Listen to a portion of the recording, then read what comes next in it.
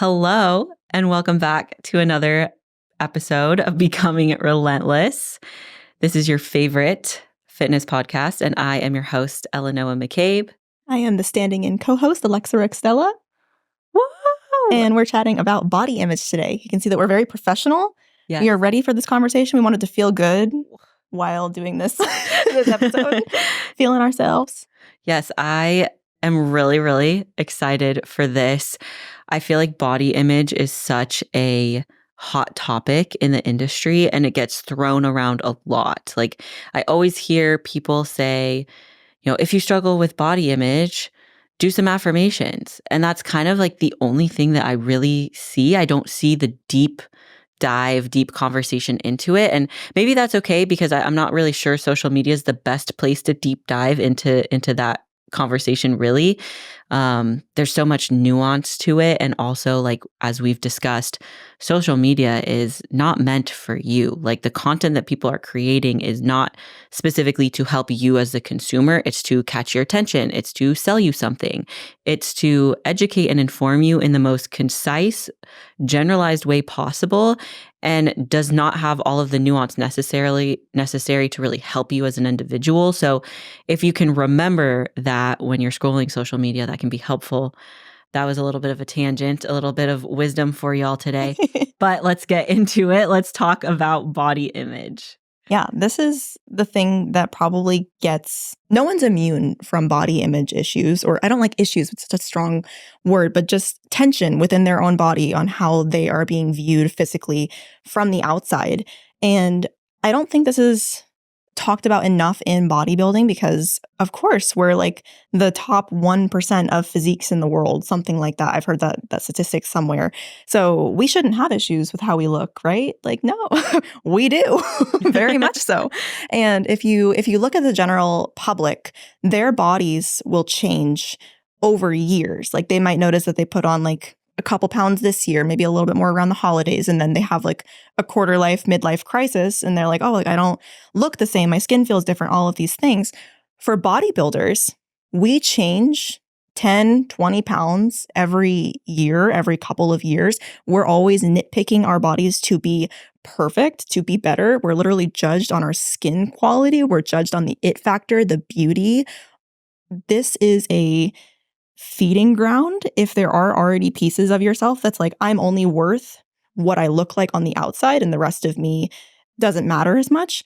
It's so easy for those thoughts to just like get right in there and just come to the surface if they are not addressed. So if this is you are normal. It makes sense, and we want to help you. Yeah, I really like that. So would you say, do you think body image is probably the number one struggle that we see within our competitors? Absolutely. And it comes in so many forms. It's like, oh, I just need to be more muscular on stage, or like the judges said this, or this girl has these glutes, or can fit into this size clothing. Like, there's so many sneaky little ways that it just gets in there. And really, it all just comes down to like your sense of self. And one of the things that really has resonated with me is that the body is the subconscious mind, and your body image is your subconscious mind from the third person perspective. So it's like you projecting onto other people how they must view you based on what you look like. Yeah. And that can be helpful, because people are always judging based on first impressions, which is a whole other thing. A whole other thing. But we have this mechanism in us to be like, okay, are we safe here? Like, do we fit in? Are people going to like us? And train left the station. Are they going to like us? And how can I best fit in to make other people like me, to belong here, especially in a very cutthroat industry like the fitness one? Yeah, absolutely. My experience has very much been that coaches, unfortunately, perpetuate some of these issues. So like, without knowing, and I'm not saying that like, coaches are making your body image worse, but I think that sometimes, unfortunately, like what you've talked about, what you were just talking about, is that in our industry, like especially as bodybuilders, we're constantly told that something has to improve in order to place better or win. So we are constantly being told that a part of us is not good enough to win. and that we need to improve it in some way, grow it, shape it, sometimes downsize. And so I think that can really contribute to like the mental distress and body image issues that we start to see pop up with our athletes. I'm trying to think like, what is the most common way that you see that start to come through? Like, because what I've noticed is a lot of the time, it's not that athletes will come to me and say like, oh, my body image is so poor, right? There's like little signs and flags and language that they use or things that they say or do that I'm like, let's take a look at your body image because I think that there are some flags here. Do you notice that with your athletes? Like, what are some flags? The first thing is always, how do I get rid of this? How do I get rid of this little bit of lower stomach fat that I have? How do I get rid of these like handles on the side of my legs? Like, how do I get rid of this and like shake their arms? It's like, I got this. Like, it's going on. It's always just like, how can I escape this thing that I really don't like about myself? And I'm always like, what's wrong with this piece? Like, where did you learn this? Who said that this is wrong? Because as far as the lower stomach issue, this is the biggest thing. If you are a female, you will always have a little bit of something going on in your lower stomach. Do you know why? Because you probably have ovaries, probably have a uterus. That's where it lives. That's its home. Yeah. And unless you are going to physically remove it, which if that is something you're considering for your body image to quote unquote look better, then like please message us, because that there are reasons that people need to get hysterectomies. This is not one of them. Yeah. It's so crazy to like think about that. But we did not learn this of ourselves. We did not just like look at ourselves one day and be like, oh, this is wrong that we have curves here, but we like other curves. We like the hourglass shape. Right. We like a little bit more glutes if we're fitness girlies. So like, why is this specific curve on this specific part of our body less attractive to us, and that we need to literally escape it by either like removing organs or getting liposuction or any of these things? I'm not ragging on people who do these. It's more just like, if we haven't like looked deep enough into it, it's like, I just got to get rid of it. I got to escape this thing. It cannot exist on my body. Then look at that. Go into it a little bit deeper. Ugh. I agree. I think that what I've seen a lot, and also what I've experienced myself, is very much like what you're saying. It's when I was growing up, I was always very confused, like why I had that like stomach pooch, because to my like perception, a lot of the like older girls on the swim team, like we would wear our swimsuits and their stomachs would look very flat. And I was like, well, why doesn't my stomach look flat? Like I always had that like kind of comparison and that perception. But as I've grown and like looked back and like physically looked at pictures, all of our stomachs were the same. Like I was just very hyper fixated on that one area, and I wasn't able to appreciate like what my body was doing. And especially like when you're a teenager or when you're a young woman and you're growing and you're changing, like your body is going to go through changes and things that maybe take you by surprise, and you're going to think like, well, why isn't my friend going through that? And it's almost like, if you can have that self-reflection and what you're talking about go in deeper, I think that would be really, really helpful. Something that I've learned, like especially through competing, is that you'll always want to change like a part of your body if you don't address that underlying need. So like let me back up. If you have an issue like with the way that your stomach looks and you're like, man, my stomach doesn't look flat, like it never looks flat, I'm going to prep. And when I get on stage, it's going to be flat. It's going to be super flat. I have news for you. Even when I am extremely stage lean, if I'm just standing there relaxed, there is still like a ridge. Like it comes out because my organs are there. When you're on stage, you're like vacuumed, you're buttoned up, your core is tight, and it appears flat. And I would argue that like a lot of the things that you end up seeing on social media, those women are like holding it in. They're bracing their stomach. They're twisting and angling and making their bodies appear a certain way. But if you were to just look at them in real life, standing straight, relaxed, up and down, I guarantee that they are going to have, those lumps, bumps, and curves. And none of that is bad. Like, why have we deemed that on ourselves as bad? Yeah. I really feel called to just say that bodies and how they present do hold a lot of privilege in like a Western society. Like you've heard of like pretty privilege, and like certain bodies do come with, like if you are overweight or if you are super small, like people do treat you differently. And I do want to mention that how your body looks to other people can influence how people treat you, and that's not okay. Like I really want to just like acknowledge that that should not be how people treat other people. And it makes me very upset. And I feel like we can't have this conversation without bringing that piece up, that like some of these fears are valid. Mm-hmm. And also in a society that 20, 30 years ago, heroin chic, where you had no fat, no muscle, nothing but like skin and bones, that was preferred. And then like 10 years ago, the Kim K booty with like all of the curves was preferable. So acknowledging that you cannot get it right for everyone, anyone. So how can we get it right for you? And the first thing people are going to say is, okay, well, I want a flat stomach. Okay, why do you want a flat stomach? When did you learn that that is the most preferable form of a body to take? And are you actually uncomfortable? Are you actually unhealthy at the weight you're at? And not just like in the health at every size movement, or not just in like the, oh, I should be a healthy body weight. Are you actually healthy in your body? Can you move? Can you take care of yourself? Are your markers in a good range of everything for you? Yeah. So you can't get it right for everybody, but we can get it right for you.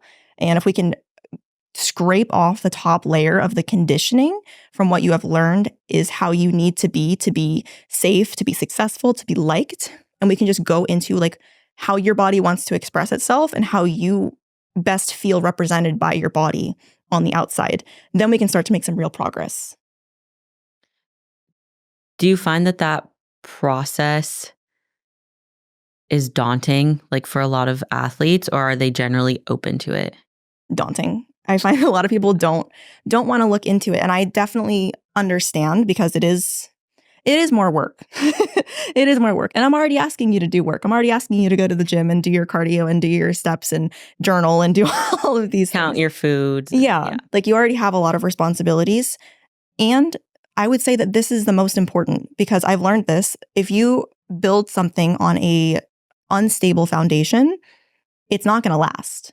If you are doing something to get a physique that your body doesn't actually want, that isn't actually aligned with you, and you betrayed yourself to get it, you're probably going to lose it because you didn't want to do that thing. Yeah. If you have to betray yourself to get it, you're going to have to keep betraying yourself to keep it. So that is honestly one of the only things that matters when it comes to all these things. So I can give you the best protocol, and if you don't authentically deep down want to follow it, if it's not in alignment and it's from a place of avoidance, like get me away from this current body that I have instead of let me love myself more, it's not going to be sustainable. It's not going to feel good for you. And then we see people who lose a bunch of weight and then gain it all right back because it wasn't coming from that right place. And this is one of the places that does need a deep dive. So when people are listening to this and they want some sort of like, I guess, tangible or practical things that they can start to do, because I find that it is helpful to have a coach or a therapist or somebody in your life who has either been trained in helping this area or has walked this path before. It's almost easier to like follow in their footsteps and learn from them. But if somebody right now listening is in a place where they're like, I wonder if I do suffer with some like detrimental body image, like if I have these recurring thoughts about myself, what are some things that they can do to start improving that? Yes. The very first thing that I do this in my check-ins, I treat your body like another person. Like there are some people that are like, you are not your body. And there are some people that like, you are your body. And I kind of fall somewhere in the middle. For the purpose of this type of work, viewing your body as another entity, as another being that is equally as deserving of your love, your compassion, your understanding, your curiosity of getting to know like you would want to be, like the golden rule, treat yourself like you'd want to be treated. That is a really great place to, one, start listening to your body for your fitness goals, which is never going to be a bad thing. And then also, if you can detract like I am my lower stomach and I don't like this about myself, and just like my body is presenting this way, what does that mean? why is this bothering me? Where is this disconnect in our relationship coming from? Why am I relating to this part of my body in such a judgmental, negative, avoidant type of way? And then we can start picking it apart piece by piece in a more productive way instead of tearing yourself apart. Right. We can start looking at the pieces and then putting them back together again. Yeah. I like that. I like that a lot. Something that I do for my athletes as well in that realm is very similar. So we will go through their check-in and I have some questions at the end where I ask, like, how are you feeling mentally? Like, how's your mindset? How are things beyond just like the regular biofeedback markers? And I find that that's like a really great place to start identifying if there are some potential like issues with body image or just things that I guess they are struggling with. And then because I am so big on the mindset piece, I don't believe in just like assigning like go do 5 affirmations in the mirror and that's it. Because while I do think that affirmations have a purpose and a place, that is not the only thing that is going to radically change the way that you feel about yourself. The way that you feel about yourself has been built up and conditioned and layered over long spans of time by many different things. And so you can't just go look yourself in the mirror, say 5 nice things, and expect to have this magical transformation. So some of the things that I encourage alongside, like, okay, yes, we can do our affirmations. Like, I love that. But also, like, let's start to build awareness around the things that you do on a daily basis that contribute to that discomfort in your own skin. So like body checking, I feel like that is huge for competitors. I even catch myself doing it. Like, you've been with me the past couple of days. I don't know if you've noticed, but there have been a couple times I like look in the mirror, check, are the glutes still there? I'll like lift my shirt up. I have no abs right now. And I'm just like, are there any lines? Like those things, if gone unchecked for a very long time, especially as a competitor, are really detrimental. And even the fact that I'm like aware of it, because I caught myself this morning, I was like, what am I doing? Why am I doing this? And if you can start to build awareness around it and find that like, oh shoot, I am body checking, or oh shoot, I stepped on the scale and I didn't like the number I saw and it dictated some of the actions that I took. Like those are really big things, not things, big flags, because these are small actions, right? These are usually small like habits or small things that you've been doing, but they're a big indicator of like maybe a deeper thing that you need to look at. And like, where is my self-worth coming from right now? Am I drawing more validation from external? Is there feedback that I'm getting from my external world that's telling me I need to look a certain way?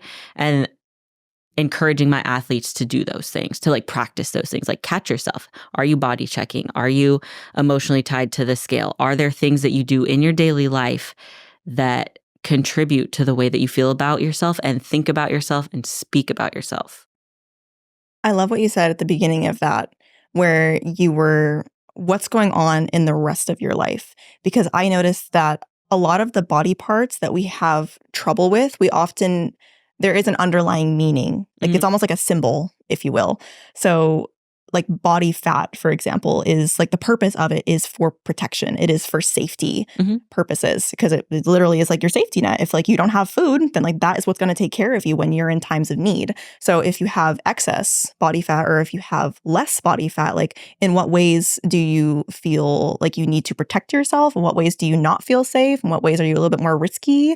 You can give it those meanings. And I noticed that, at least in my experience, like I'll just like call myself out. Like I've always had skin issues. Like I've always had acne, always had difficulty with like perfect, flawless skin. And that has always been like my little thing that just always gets me.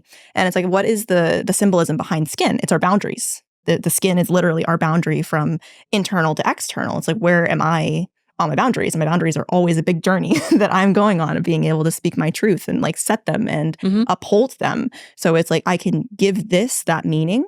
And then whenever it's like, oh, like my skin is really not doing great. Like how am I treating myself? Like how am I treating myself in relationship to other people? How am I upholding my boundaries? And using that almost as my North Star. It's like a check-in. Like, oh, I'm noticing I'm having trouble with this area again. How am I doing? And using that as like a way in instead of a way out.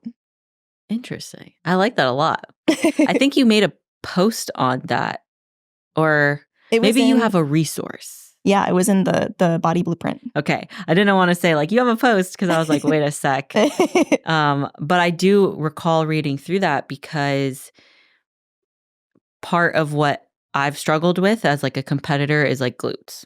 Like, Mhm. I don't have enough glutes. That's just like the constant message that I'm getting. And so it's almost been like something that I hyperfixate on, and I just didn't used to feel like it would ever be good enough. Like I was just like, oh, well, maybe my genetics, like maybe I just genetically will never have like big glutes and I just have to deal with it. But I remember going through the body blueprint, like those 7 days that you held, that really cool workshop that you did, and like reading that resource. And if I recall, it has to do with femininity, doesn't it? Yes. So women typically have more shape and muscle and body fat in their lower bodies. So like around the thigh area, around the lower stomach, just kind of like Mhm. knees to belly button is Yeah. typically where we hold more of our body fat because we do want to kind of like protect those internal organs that are around there that we can use to produce life. So yeah, I think that's a really great one. I was also thinking if we're struggling to put on like muscle, like if muscle is the big Mhm. part too, like what is muscle's purpose? And it's like power. It's strength. And like you have a lot of strength. You have a lot of power. I've seen you in the gym. You a monster. But maybe like in what areas could we still like pinpoint like some power, some strength? Like where do we need to be empowered with you? And if that doesn't resonate, clear, compost, delete, throw it away.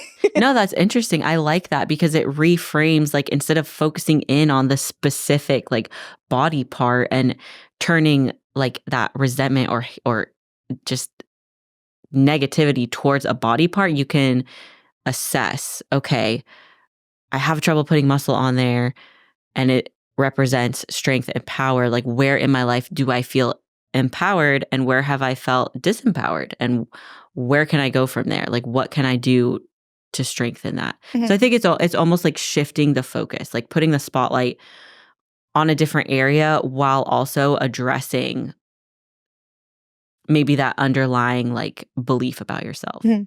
It is a really sneaky way to give that part of your body that's probably asking for attention in like a productive way instead of it showing up in a way that you dislike and you just want to get rid of it and you're angry and frustrated about it.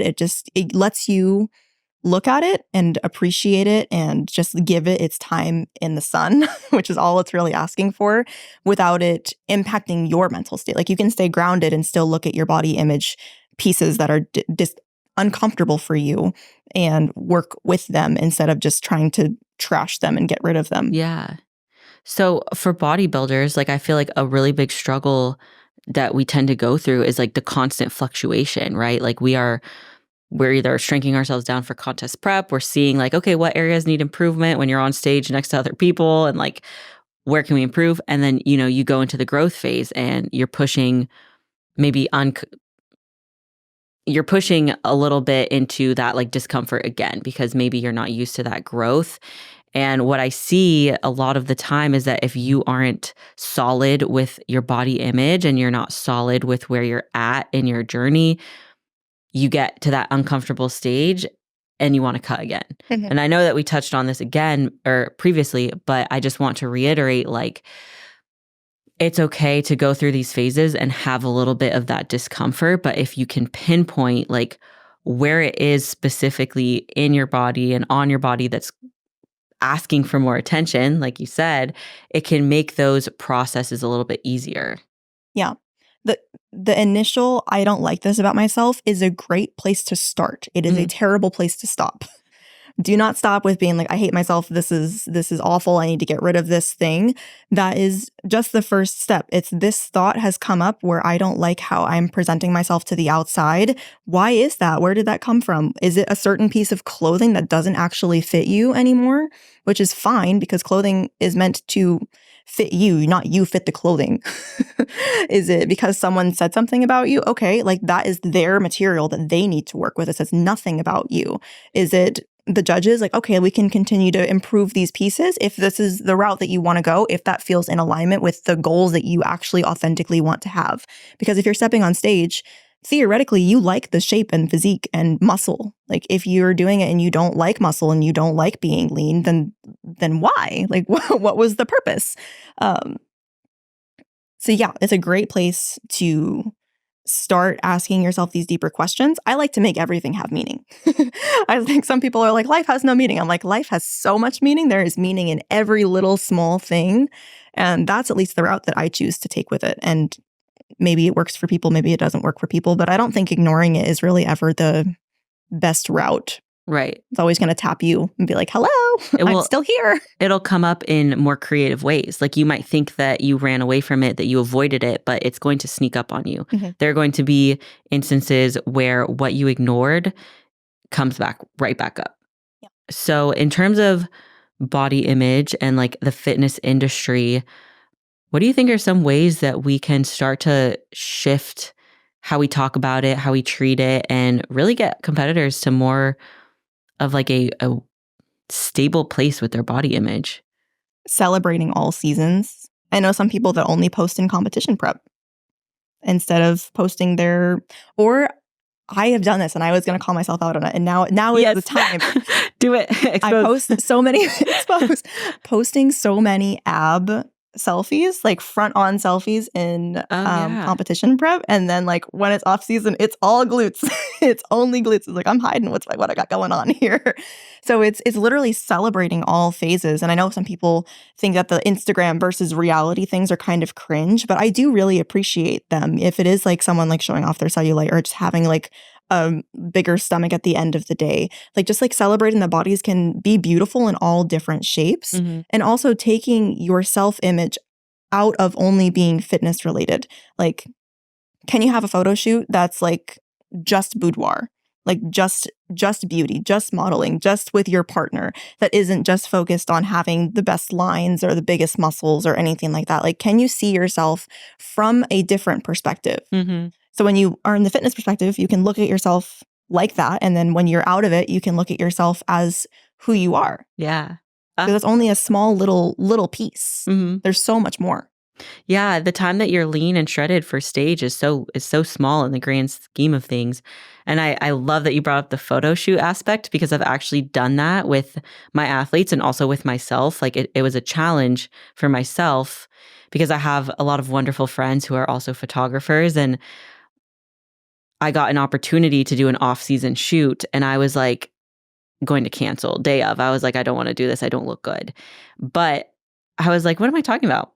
This is my body. Like, just because I spent a ridiculous amount of time lean last year doesn't mean that my body currently isn't like worthy for a photo shoot. And so I really had to like challenge myself in that way. And I've done it for athletes as well, where it's like, okay, we're not ready to get to stage yet. Like, we're not doing a contest prep. Maybe we just did a mini cut and you're reversing out and you kind of feel like, oh man, like I'm losing progress or I'm not where I want to be. I always encourage them like, hey, go do a photo shoot right now as you are and see yourself from that different perspective. Because number one, like if you are in this sport, no matter what phase you're in, you are treating yourself with so much care and love and respect, because you are drinking your water, you are eating your food, you are training and moving your body in a way that feels good to you, hopefully, and like getting sunshine and having supplements and all of this stuff that like contributes to our overall well-being and health. You likely look fantastic to like the average person. Like the average person at the grocery store wishes that they could look like you. And so really celebrate that with like a photo shoot. Any kind. I've done like more of the like high fashion style, which was like really fun and really uncomfortable because I don't feel like a fashion model, but it was like contorting your body, and like fashion models, they have to create angles, right, with their body. And it was just a lot of fun and so different. And then I've also done like boudoir, or I've done just like off-season bikini shoots. And it's always been very like eye-opening. And usually I think that the universe kind of delivers them when I need them most. Like it'll be like my favorite photographer will reach out and be like, hey, I'm in your city. Like, let's do an impromptu shoot.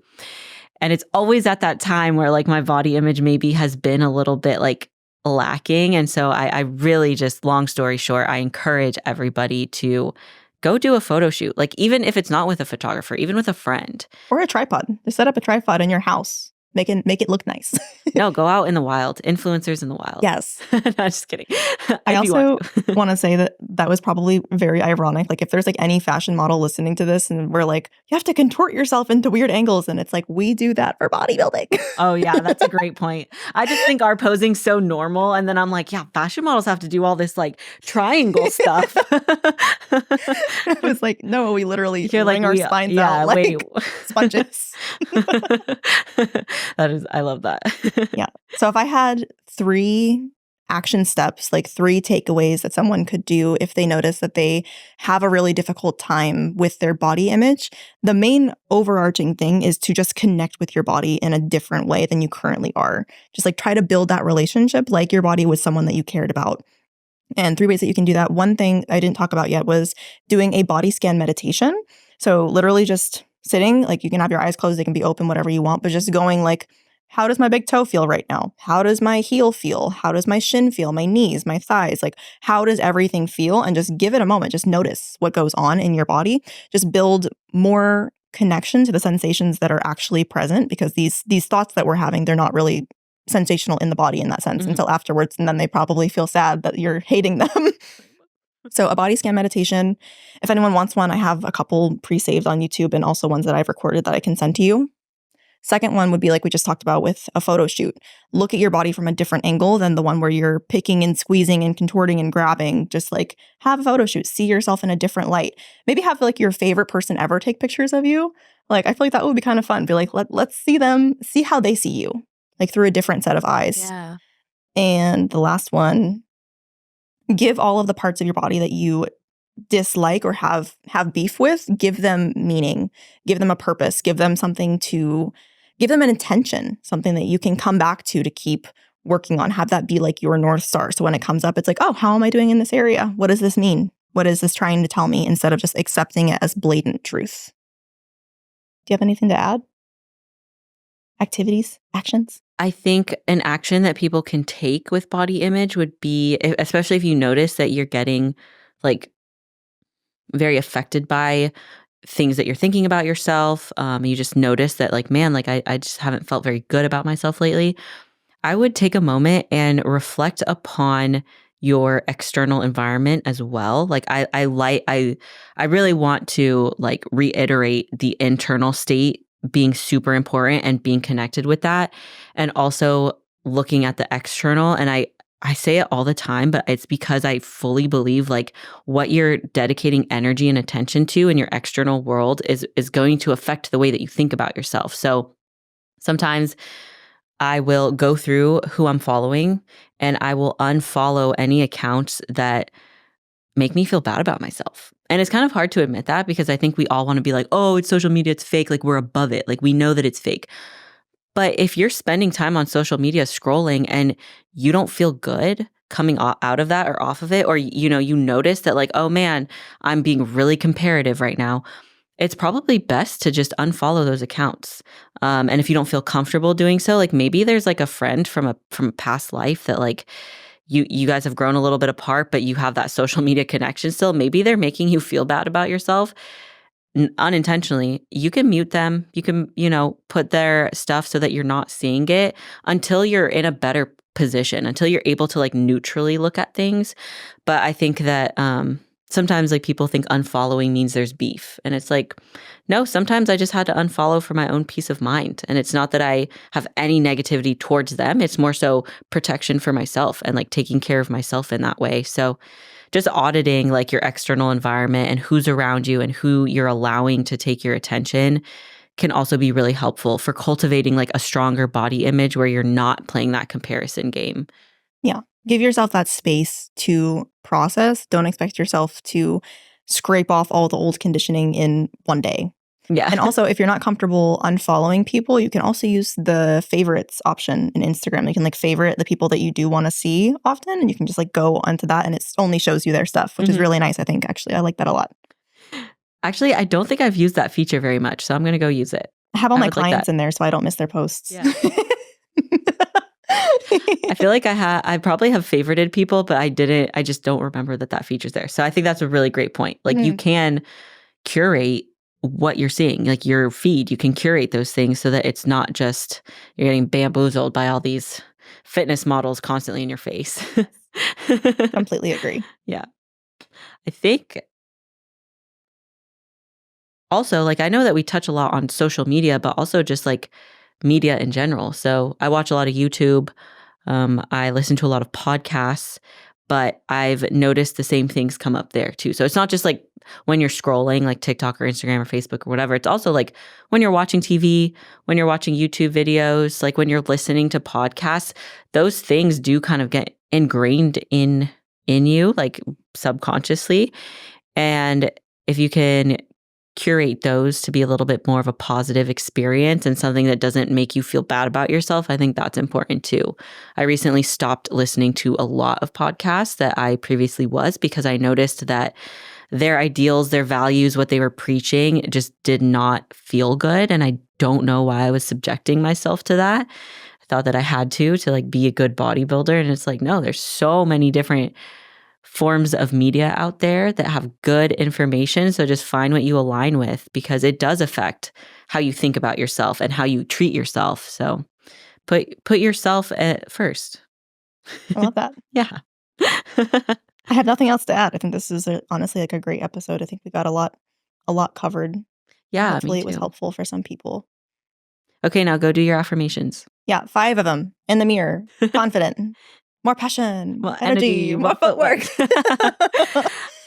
I really do love this topic. I think that there's so much that we could go off on, like tangents, but I really love the way that we moved through this topic today. And I think if anybody has like questions, comments, concerns, things that they really resonated with or things that they didn't agree with, we would love to hear that feedback. We would love to have an even deeper discussion on it.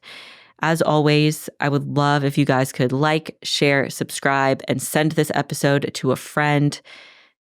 I hope that you are all having a wonderful, beautiful day wherever you are, whenever you're listening. And as always, stay relentless.